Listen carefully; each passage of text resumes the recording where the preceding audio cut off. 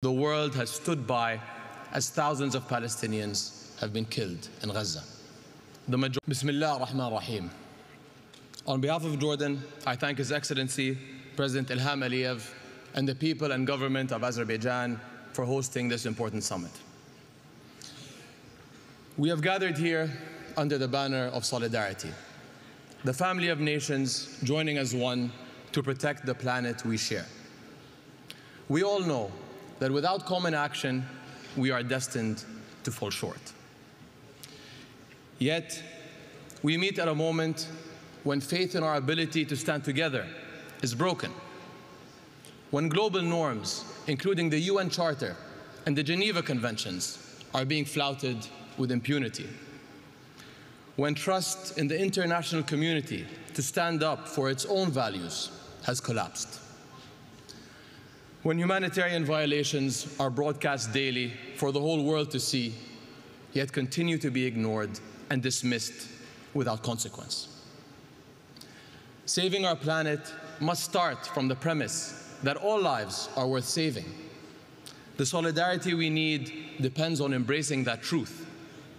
Yet, over the past 13 months, the world has stood by as thousands of Palestinians have been killed in Gaza, the majority women and children. How can we work together for our shared future when some are deemed unworthy of one? The ongoing violence in my region undermines peace and security beyond its borders. In the end, this will benefit no one. My part of the world is already exposed to the harsh realities of climate change, to heat, to drought, to loss of biodiversity. The war is compounding environmental challenges for Gaza and beyond. A recent United Nations Environment Programme study highlighted contamination of land, water, and air. Sewage and waste management systems have been destroyed.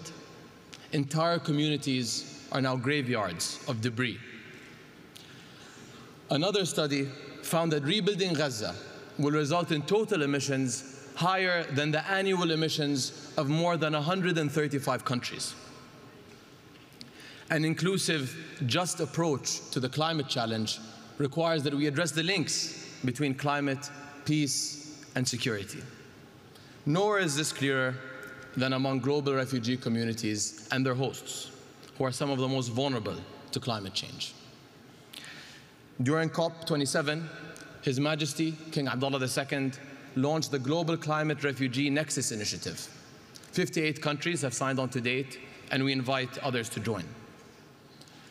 1 in every 3 people living in Jordan is a refugee, and our infrastructure is feeling the strain. We face rising demand on stressed resources and services, including water, health, and education.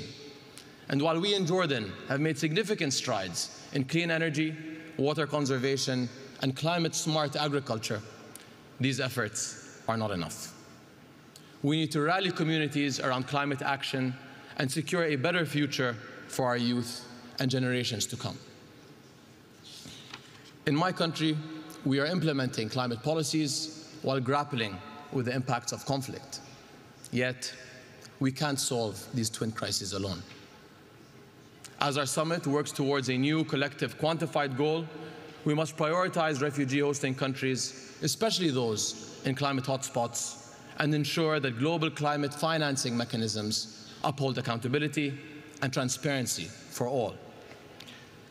Just as urgently, we must rebuild trust in the international community itself and acknowledge past failures.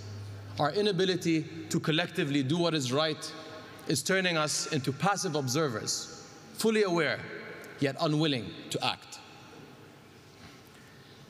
As His Majesty King Abdullah has said, no one is a bystander in the fight for life on Earth. That means fighting against climate change, fighting for peace, and fighting to alleviate human suffering together, because every life is worth fighting for. Thank you. Thank you, Your Excellency.